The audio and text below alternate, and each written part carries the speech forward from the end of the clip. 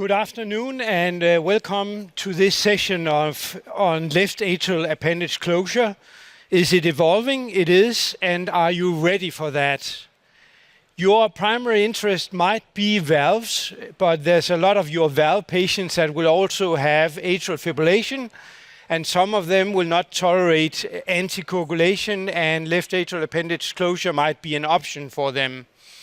We just had in the main auditorium a session on combined mitral valve repair and left atrial appendage closure. So this is a summary slide showing that we now, within the field of LAAC, have got 4 randomized clinical trials, LAAC versus anticoagulation. The first one were Prevail and Protect, that was LAAC versus warfarin. Now we also have PRAG 17, an option which is against DOACs. And you can see the signal from those randomized trials are that LAAC has the same stroke preventative effect like anticoagulation, but there are less major bleeding when you do LAAC, and there's also a signal for reduced mortality when you go for LAAC. So probably those data have transitioned into an increasing LAAC activity. And you can see the upper curve is from the US registry on LAAC, and at now there are more than 500,000 LAA closure procedures done in US. If you look back in last year, it was 125,000 procedures, and in Europe 25,000. So this is definitely a highly increasing activity for left atrial appendage closure.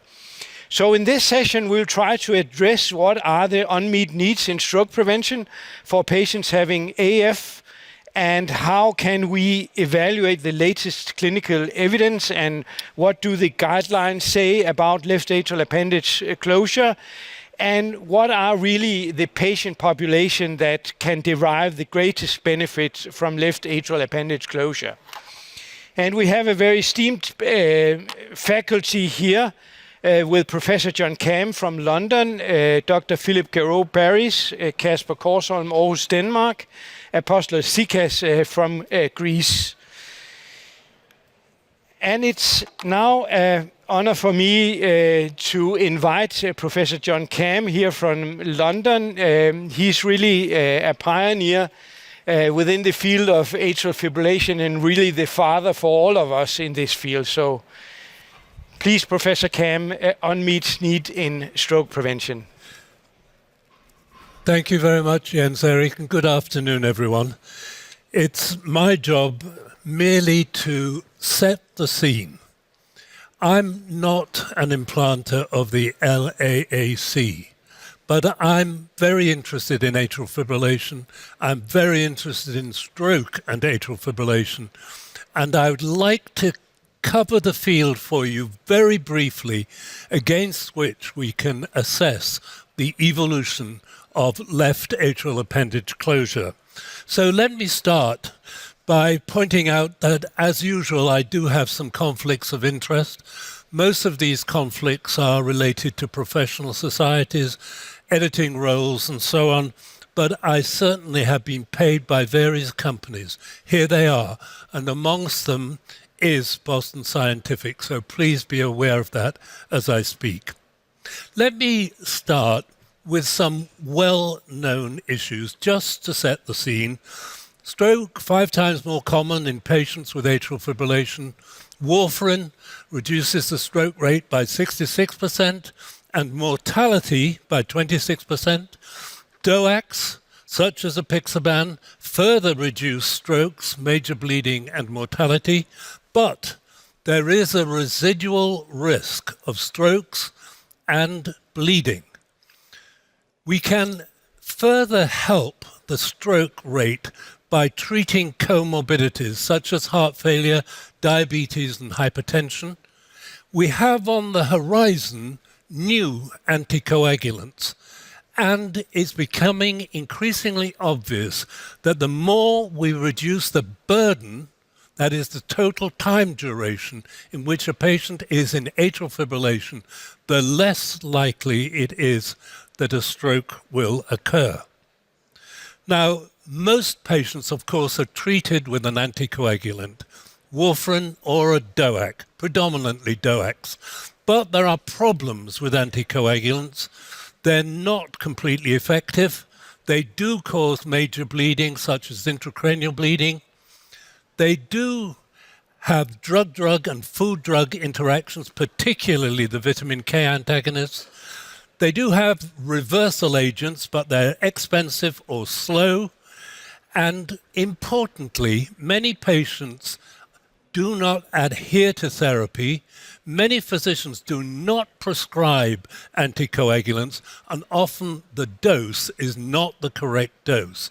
All major problems with warfarin and other anticoagulants. Here's an FDA commissioned survey of DOAC drugs in the context of prevailing warfarin therapy. And you can see that thromboembolic strokes are significantly reduced. You can see also that intracranial hemorrhage is reduced by half. Major extracranial bleeding is increased with some DOACs, reduced with others, and the death rate is reduced by DOACs in comparison with warfarin. But the residual risks are significant. A 1% per annum thromboembolic stroke rate, intracranial hemorrhage in 0.5%, that's 1 in 200 patients, of course, major extracranial bleeding in 2 to 3%, and death in 2% of our patients. So with this in mind, often patients are never prescribed an anticoagulant. There are common reasons for this, which we all understand. They may be actively bleeding, they may have hypersensitivities, they may have severe liver disease, they may be pregnant, they may have severe thrombocytopenia or severe renal impairment. And then there are less absolute reasons, such as prior intracranial hemorrhage or major bleeding, uncontrolled hypertension or active peptic ulcer, concurrent medications such as NSAIDs or dual antiplatelet therapy. They may have a high risk of falling, particularly those with traumatic falls, and they may have extremes of body weight for which we're very uncertain about the dose of the anticoagulant. Here are some data from Garfield AF, the largest of the international surveys, 55,000 patients. 30% of these patients were never given an anticoagulant despite having a CHA2DS2-VASc score of 2 or more. You can see that the more the healthcare expenditure in countries, the more likely they were to have anticoagulants, and the opposite. The less the healthcare expenditure, the less likely to have anticoagulants. If we look specifically at the causes, we have paroxysmal atrial fibrillation rather than permanent, history of bleeding, primary care settings, old age, dementia, cirrhosis, and vascular disease. And around the world, even within Europe, you can see there are major differences in the utilization of anticoagulation. Patients, even if they're prescribed anticoagulants, often fail to take the medication. There are all sorts of relevant factors, particularly medication-related, such as adverse events from the medication, just having too big a pill, medical condition-related, such as asymptomatic patients or patients who have concomitant problems with depression, anxiety, people who don't think the problem is important, social and economic related issues such as a low level of literacy and education, a high cost of medication, and living in rural areas and unstable living conditions. Patient-related things such as knowledge, poor understanding and so on, the fear of side effects, forgetfulness, cognitive impairment, common in atrial fibrillation, and mistrust, lack of support, poor provision with the healthcare system. So all sorts of reasons why lack of adherence may occur.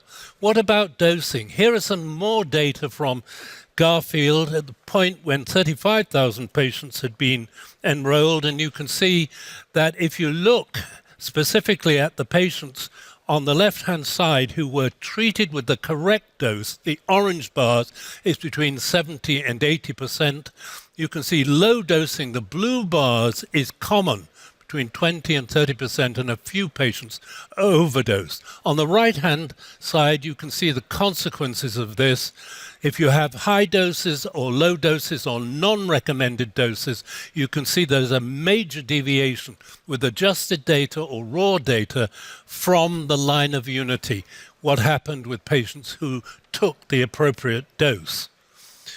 Now, how quick does a thrombus form? Many of us may think it takes months or years for a thrombus to form, but it can take only minutes. I just want to emphasize that by showing this case report. If you look at 3:57 p.m., the left atrial appendage arrowed on the slide has no clot within it. Half an hour later, at 4:27, there's a clot forming, and it's even more dense at 4:31. So 30 minutes and a clot can form. So people who neglect their anticoagulation are at high risk. Now, what about people who discontinue medication? Actually, in the Garfield study, it was only 13%. It can increase as much as 40 or 50%. You can see that only 3 reasons kept patients on the drug.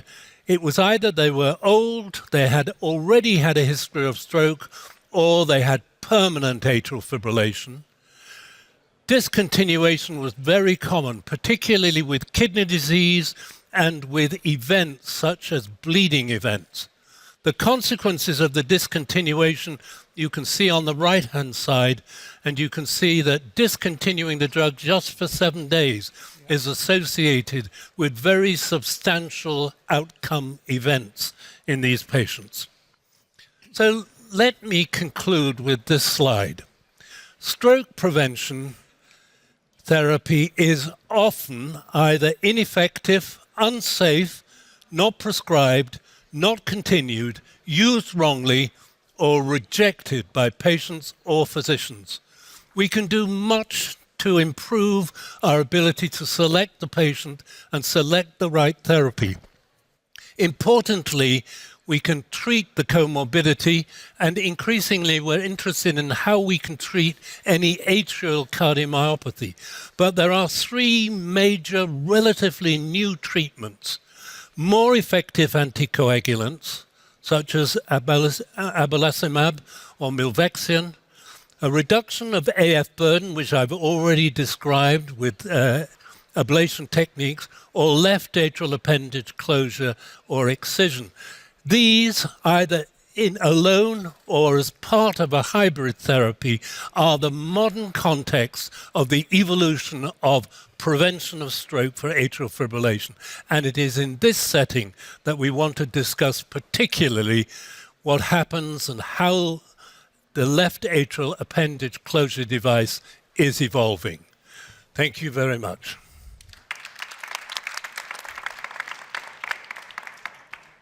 Thank you very much, Professor Kam, for setting the scene for us. You will be able to ask questions for the speakers and the panel here using the app. We can read your questions up here. You pointed out, Professor Kam, some of the major problems with oral anticoagulants, adherence. Do you think in order to get effective drugs, we need some drugs that could actually have a duration of weeks or months? Because apparently it's a very difficult task for us all of us to remember taking our pills and be adherent. Yes, I think we do need drugs which are long-acting. And some of the new anticoagulants, which are monoclonal antibodies, can be injected, and they'll last for a month. So you can get a month's worth of treatment, and then you can be sure that the next injection is given. So that is a possibility. to have long-acting medication, and that's certainly in the mind of the drug developers of these new anticoagulants. Others are oral drugs that you have to take once or twice a day, but several are monoclonal antibodies, but expensive, of course. So one of the other options to go for a continuous stroke prevention would be to put in an occluder, because it will be there, and it will be there in the future as well, and there will not be those adherence issues, and it might also solve some of our bleeding problems. So I would say thank you for your presentation, Professor Kam, and then I will invite you, Philip, to speak about LAAC. Is it a safe procedure? Is it an effective procedure? Can it solve some of the problems highlighted by Professor Kam? Thank you very much, Jens-Erik. Balancing efficacy and safety for left atrial appendage closure. These are my disclosures. As you know, left atrial appendage closure is a one-time procedure. It's a one-time implant that do not need to be replaced. It's a minimally invasive procedure that we can perform under general anesthesia or a cath lab EP suite by a heart team. The average time procedure has been 1 hour. It's now less in many centers. And the average hospital stay has been 1 day, and it's now performed as a same-day discharge procedures in many centers. You all know the Watchman.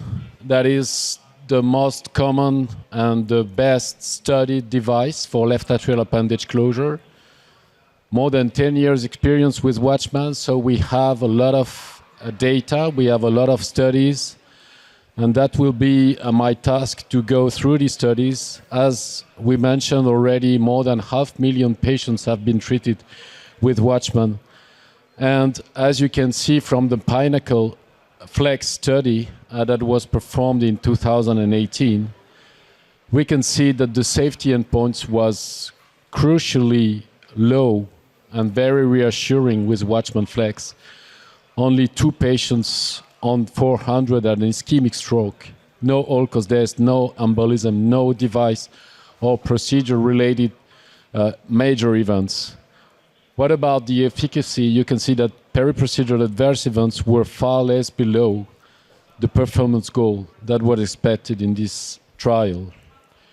We had data from Surpass Pro, and you can see that with Watchman Flex Pro, the events were very similar at 45 days to what we had with Flex in Pinnacle. So very low rate of events, less major bleeding. We will potentially discuss why, but this is very reassuring regarding the use of Watchman Flex worldwide. So what about Watchman Flex Pro? I mentioned, you know, that it's the last generation of Watchman Flex. The HEAL LAA study was performed to show about the primary safety endpoint. You can see the composite of all-cause mortality, all stroke, systemic embolism, and major bleeding at 6 months. And this safety endpoint was far less below the performance goal that was expected to be 21%. It was less than a half of that. And it was very, very similar to that we observed with the Pinnacle Flex study.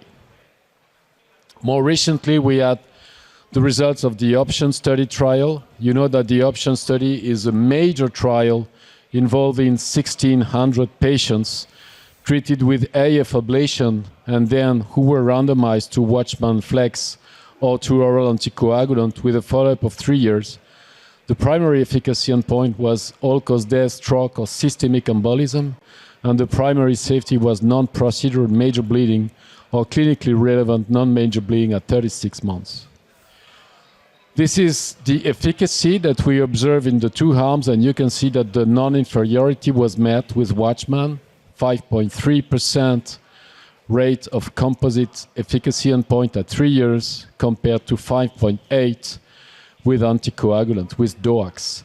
So this is very reassuring that in the modern era, with the most modern drugs that we have, in a context of a randomized control trial where pills are given and counted in every patient, that the device do as well as the latest generation anticoagulant.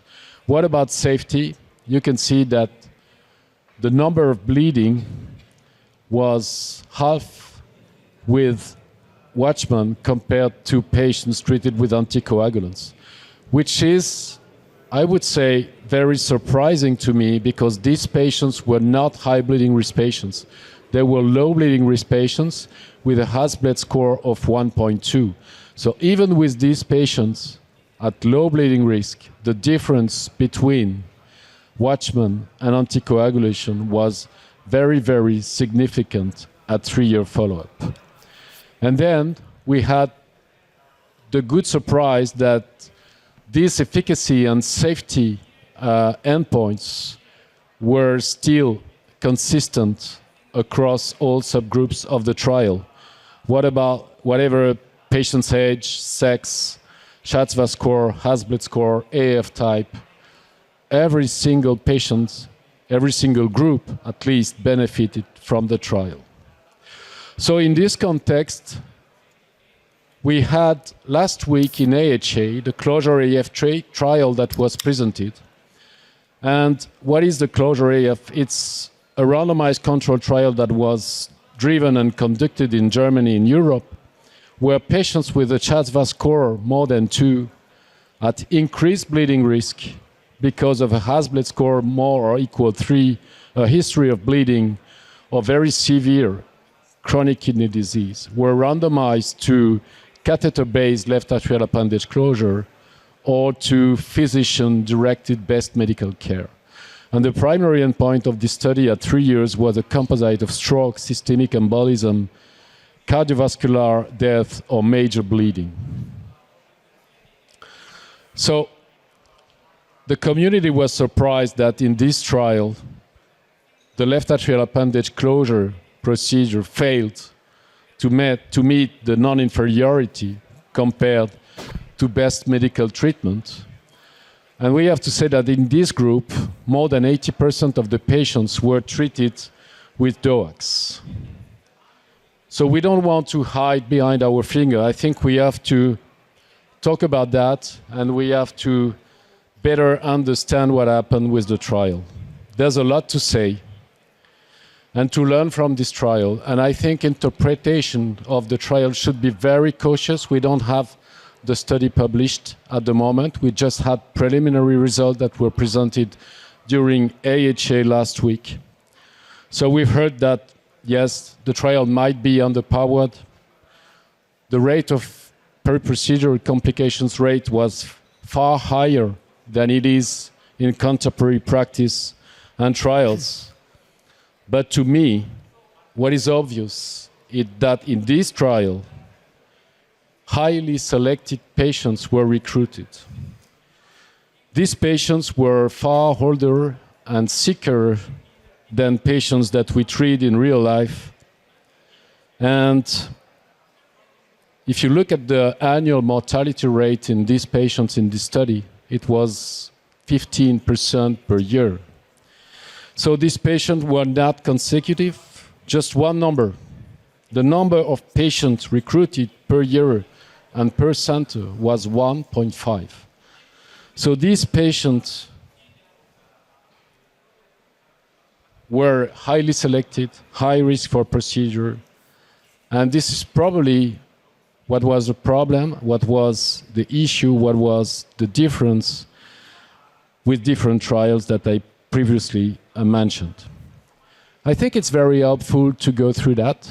It will probably help us to identify patients who fail to derive benefit from the procedure.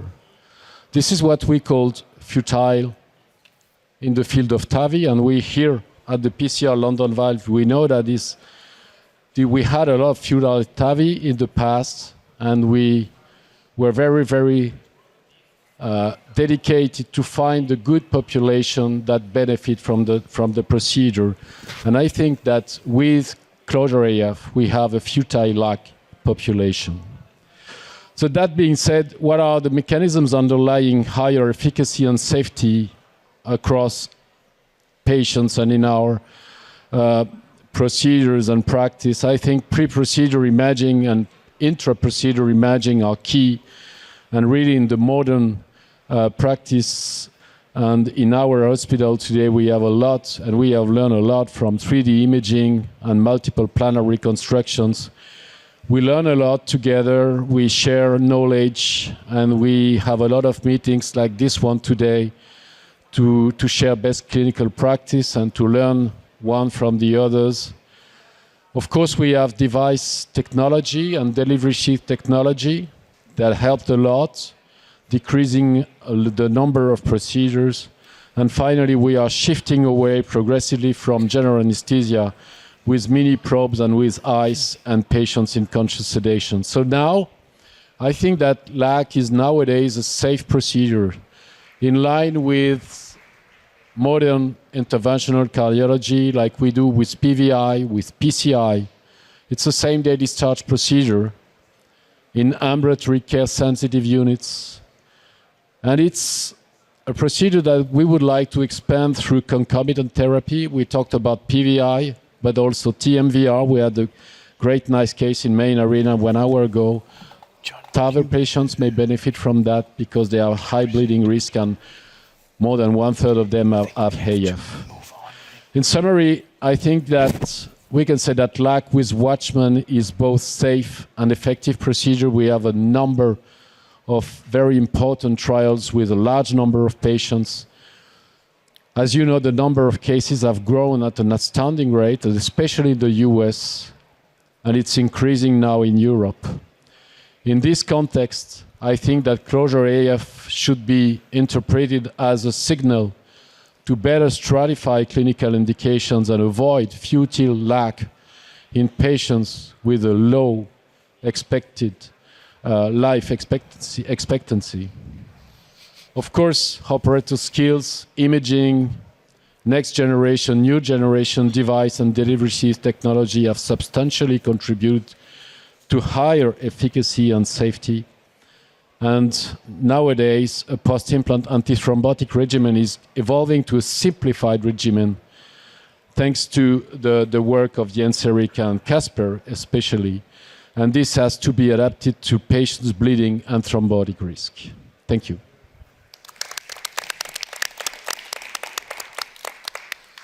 Thank you very much, Philippe. I think we will have to move on because we're running out of time already. Having said that, let me introduce our next speaker, who is Kasper Korsholm from Aarhus in Denmark, and he's going to tell us why anticoagulation isn't always enough. Kasper. Thank you, John. Okay, these are my disclosures. First of all, as John already mentioned, we know that DOAC is not perfect. The efficacy and safety is already established, but we also know that the risk of stroke despite of anticoagulation is around 2% per year. This is from the randomized studies. So this is in a controlled randomized setting where we control that the patients actually take medication. So it might be even higher in real life. And as you see on the graph, it depends on the vascular risk profile of the patient.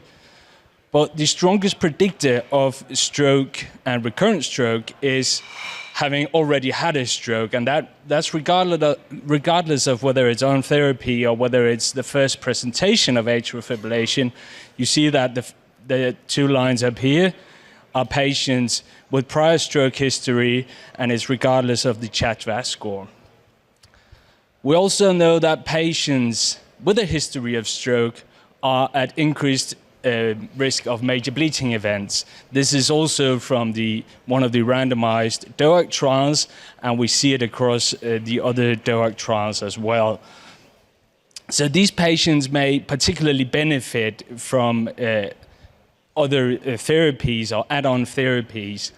And further to highlight that, we see from stroke registries, on the left-hand side you have from Swiss stroke registry, where 21% had pre-existing AF diagnosis upon admission. And on the right-hand side, you see Danish data from our Danish AF registry from 2024, that 65% of patients admitted with a stroke and AF had redeemed a prescription of anticoagulation in the 3 months before admission. So why do these patients experience stroke? And as John also mentioned, some of them is due to insufficient anticoagulation, wrong dosing, compliance issues, or that we stop DOAC due to interventions and so forth. But quite a significant proportion have competing risks or an embolic stroke despite of anticoagulation. And we know from the studies that changing the strategy or adding antiplatelet therapy or increasing the RNR value doesn't help anything. It does not modify the risk of recurrent stroke, and it's strongly discouraged in the guidelines.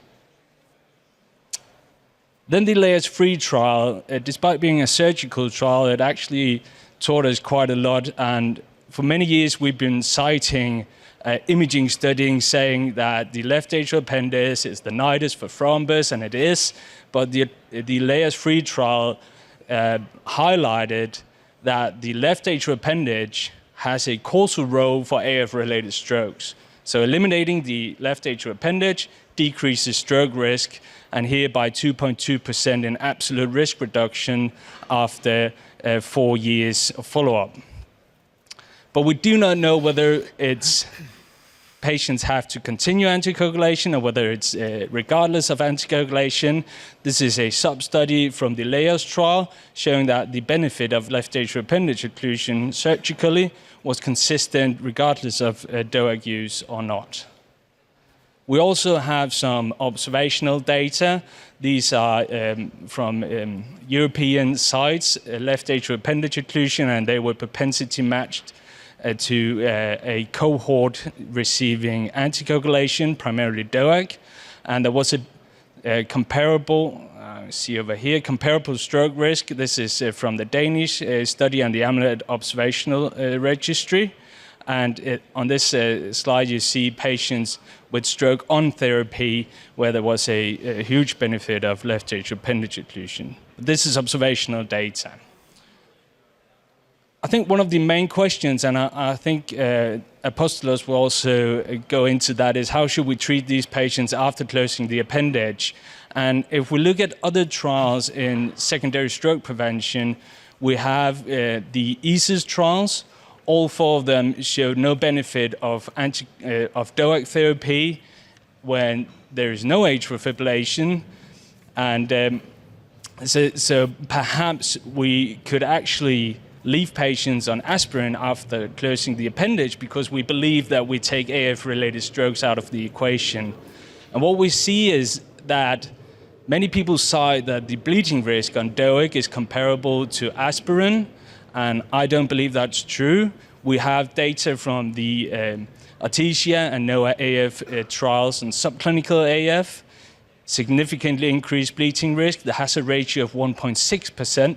1.6, so 60% increased major bleeding risk on DOAC compared to aspirin. And despite not being significant, when you combine all the EASIS trials, the hazard ratio is completely the same, 1.6.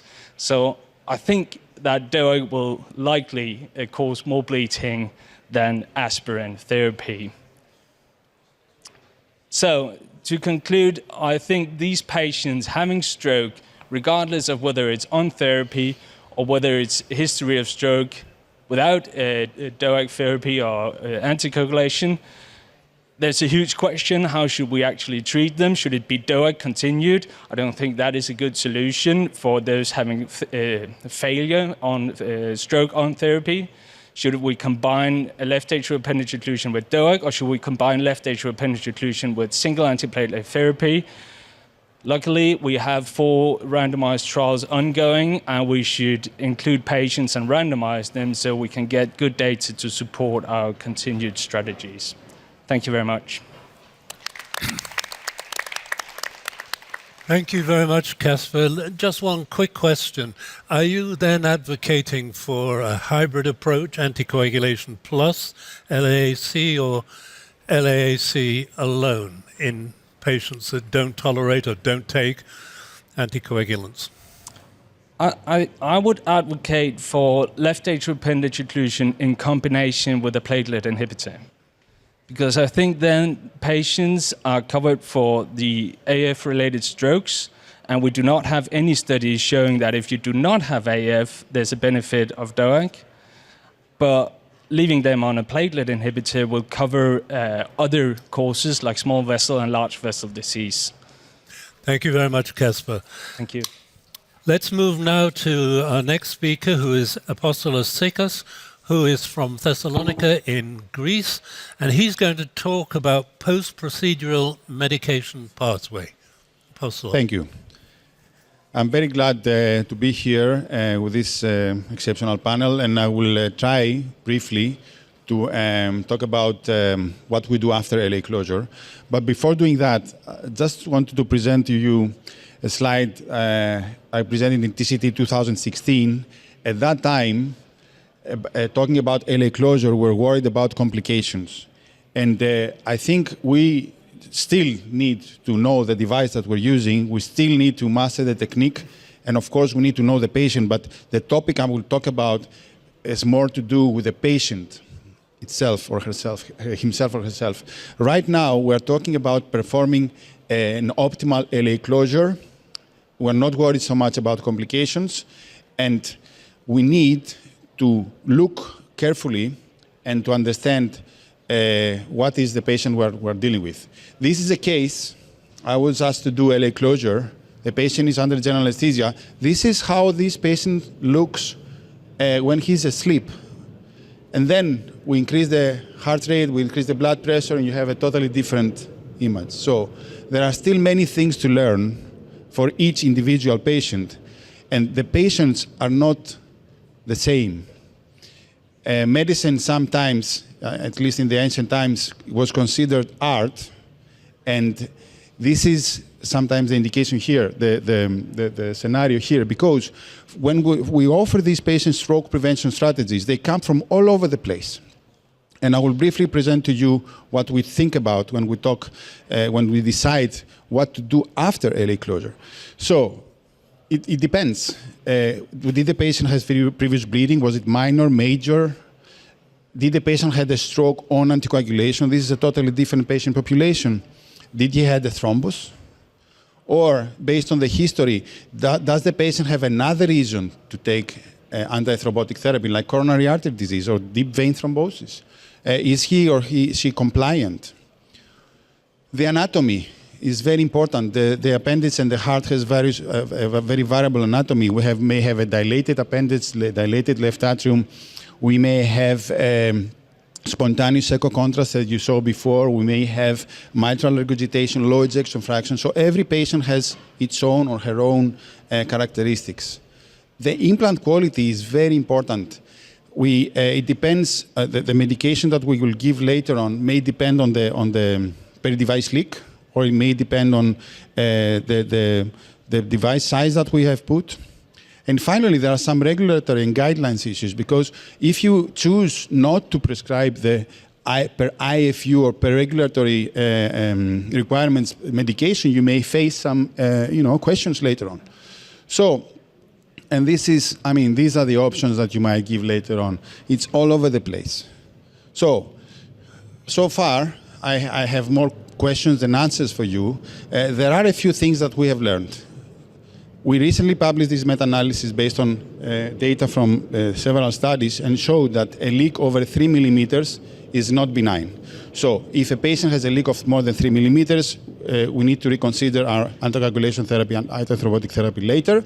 And the second part is the device-related thrombosis. Partially, this was related to the definition of what is the DRT. We now know that the left side of the image, based on the work of also of Jan Zerik, is not DRT, is healing. And we have learned that we should not do very deep implantation of devices, because what we have seen in studies is that we may expose the patient to less flow conditions, and we have a thrombus. That being said, there is new technologies coming up. The Watchman Flex Pro with a special coating on the PTFE that, at least in animal studies, has shown superiority for the clot formation on the device and the DRT, as you see here. This remains to be proven, of course, in larger studies. In the meantime, I will just show you this meta-analysis that was just accepted in European Heart Journal about this particular topic. And we investigated approximately 70,000 people, patients, in several studies, and these were the eligibility criteria. And the outcomes was major bleeding, thromboembolism, DRT, and all-cause mortality. So 49 observational studies and 3 randomized clinical trials. And this is the comparison between low-dose NOACs versus other options with these 4 outcomes. And this may look like a busy slide, but I can tell you that the take-home message and the final considerations, the results, the conclusions that we had, is that we have a trend towards DOACs, and the trend is towards half-dose NOACs as the best option. But still, there are things for us to learn, and hopefully the results of the Simplify study that is now running, sponsored by Boston Scientific with Watchman Flex Pro, will give more definite answers to this question. But what is very important is to go from numbers to individual patients. This is all about modern medicine, I think. Thank you very much. Thank you very much, Apostolos. A quick question again. You say low-dose DOAC following implantation of an LAAC. Does it matter which DOAC? The more data we have is with apixaban. But the trend was the same in different kind of DOACs. Thank you very much. So let's move now to the last of the formal talks, and that will be given by Jens Erik, who's from Aarhus in Denmark, and he's going to talk about perspectives from the international guidelines. Over to you, Jens Erik. Thank you very much. So we have guidelines, we have ESC guidelines, and we have US guidelines. The most recent ESC guidelines is from 2024, and as you can see, we do have a class 2B level C evidence recommendation, and it's not a very, very strong recommendation in the ESC guidelines. And it's addressing patients that have a contraindication for long-term anticoagulation, and they may be considered for LAA closure. So the low level C is probably related to the fact that we still need more randomized data, and we have many trials coming up in near future. If you look on the American guidelines, they are more liberal. They are also addressing patients that have a contraindication to long-term oral anticoagulation, and they recommend left atrial appendage occlusion with a 2A classification level of evidence B, and they use the phrase is reasonable to do LAAC.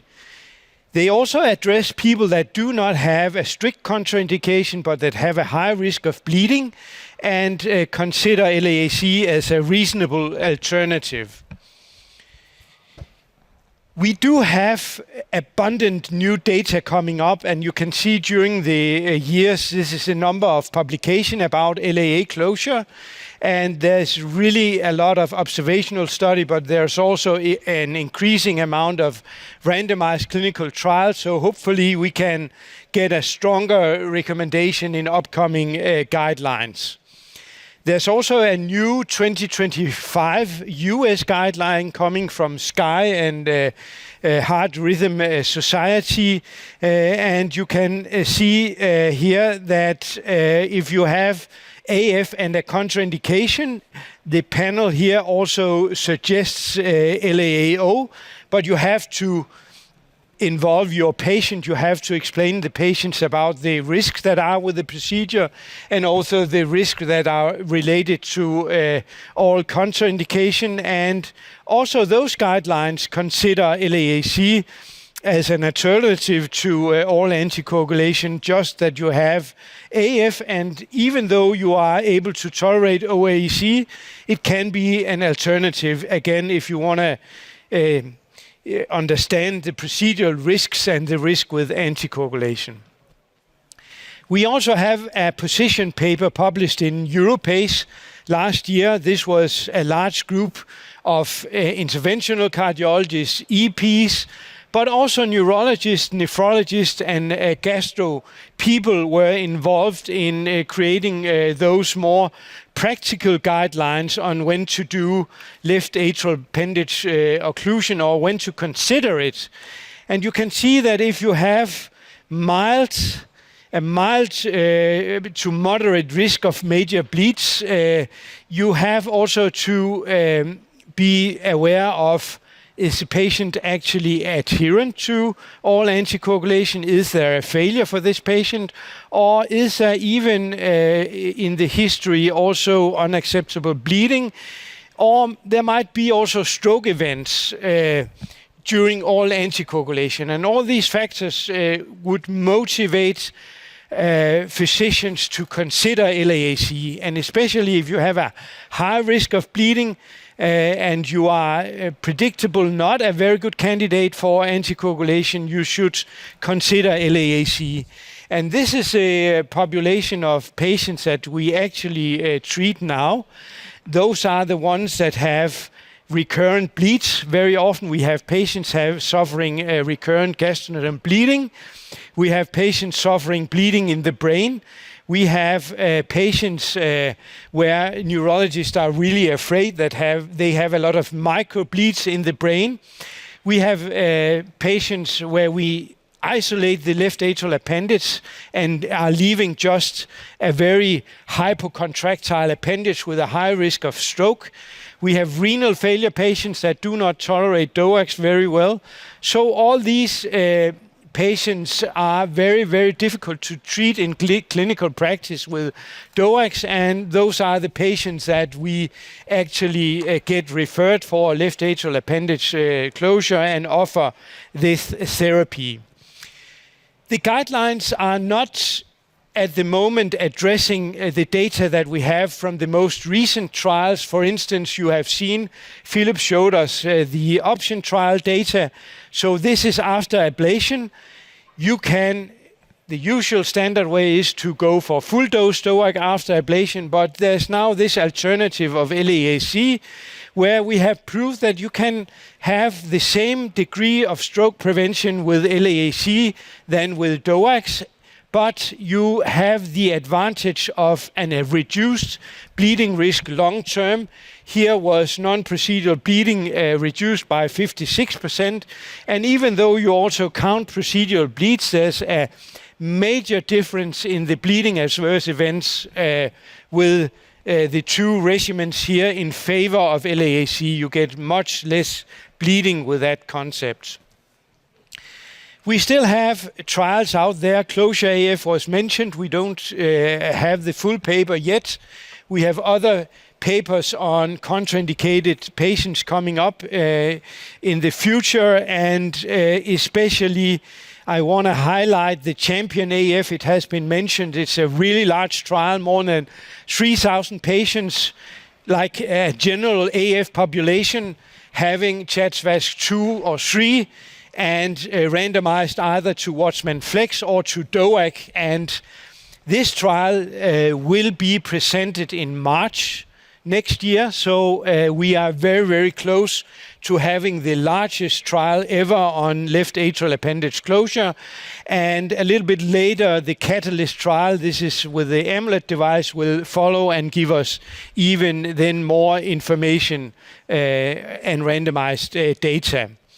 I want to highlight this as well because it's a very, very good surgical trial. you see that it's a very large group of patients. There's more than 2,390 patients that comes for cardiac surgery. In addition to bypass or valve surgery, they get closure surgically of their LAAO.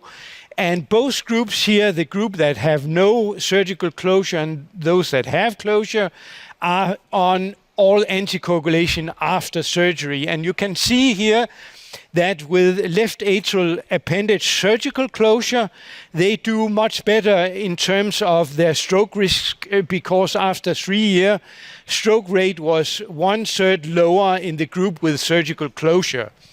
So this is now has been transitioned into a class 1 recommendation for surgeons to close the left atrial appendage. And we have the LAAS 4 study running now. We will try to replicate those data with a percutaneous procedure. So this is also a very large trial, 4,000 patients. And again, here you do both left atrial appendage occlusion and on top of this also a DOAC treatment. So this is for the very high risk patients with CHA2DS2-VASc 4 or more. So thank you for your attention. Thank you very much, Jens-Erik. Why don't you come back to us here, and I think we could start with some general questions. I'm struck, Apostolos, by the fact that the implant rate in the US is very much higher than it is in Europe, even though we had in many ways a head start in terms of using LAAC.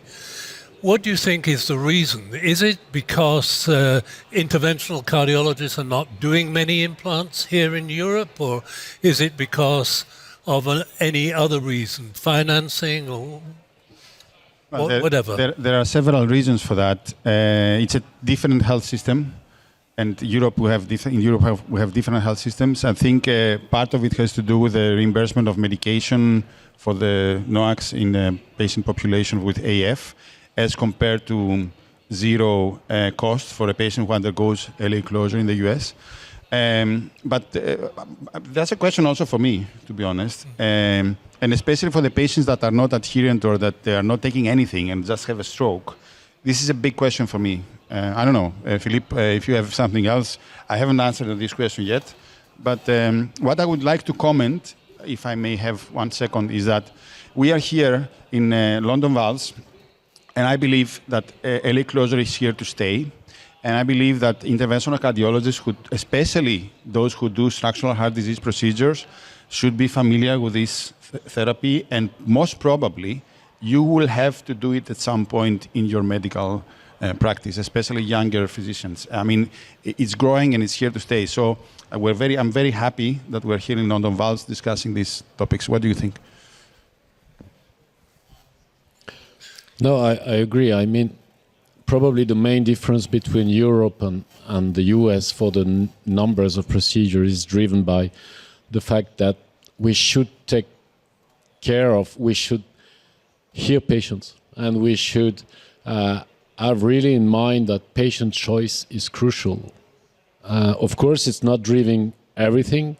I agree, there's some reimbursement issues, there are finances issues, healthcare organization, but it's a pity that, as you said, a lot of patients have nothing.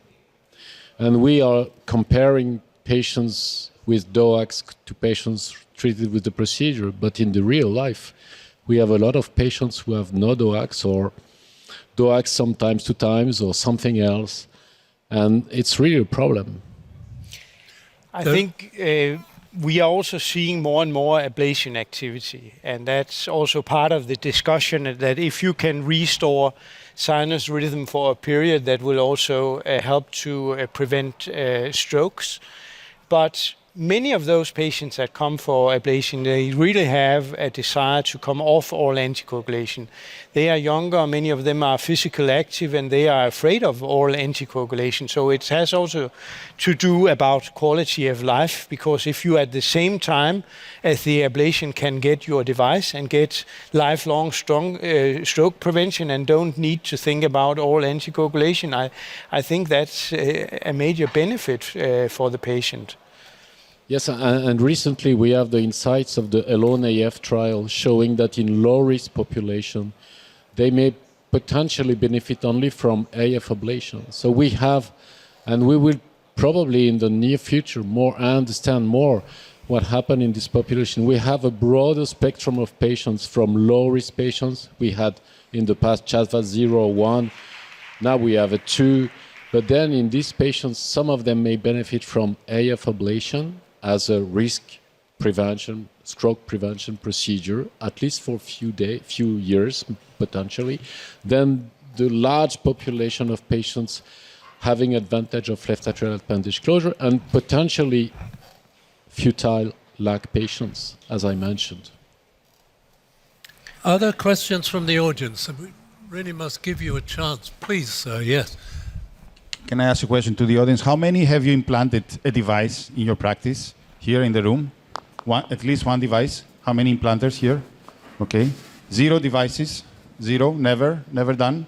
But you would like to do? Okay, thank you. Just to understand. Please. Right.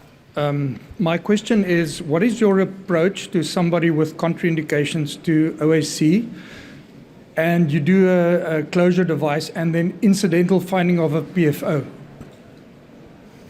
Patient who had a stroke. Yeah, I think this is very clear. Sorry, I will take that.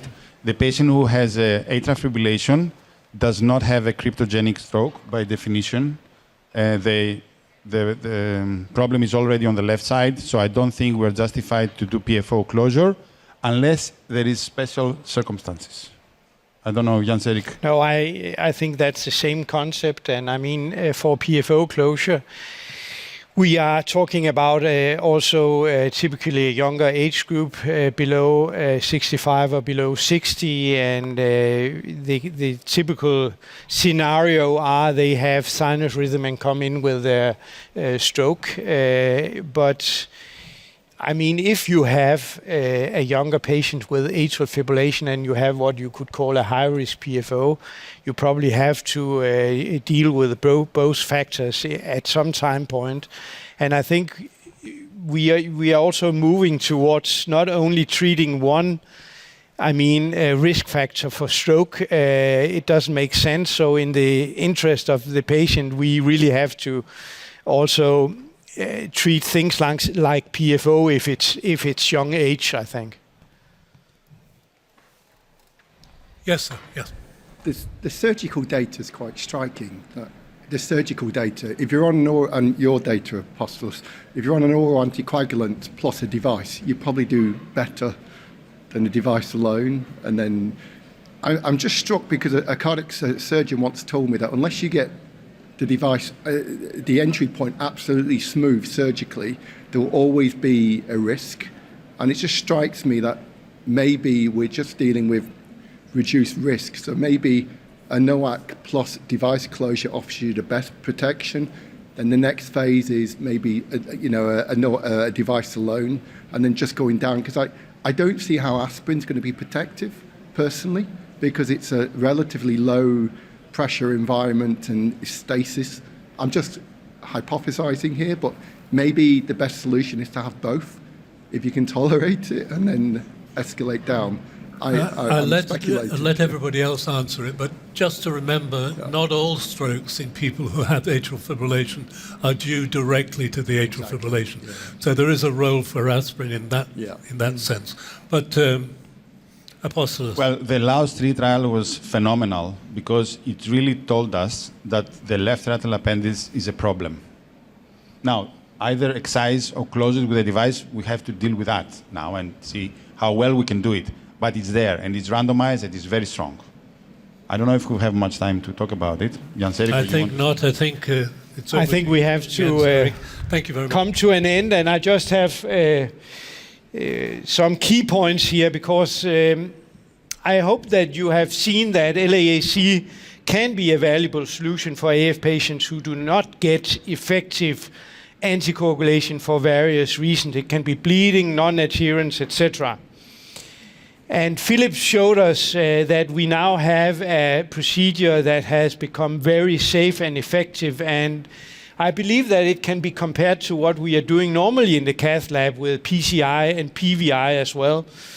And also post-procedural medication, we have learned a lot. We started out with the Watchman device with all anticoagulation in the beginning and quite intensive regimens.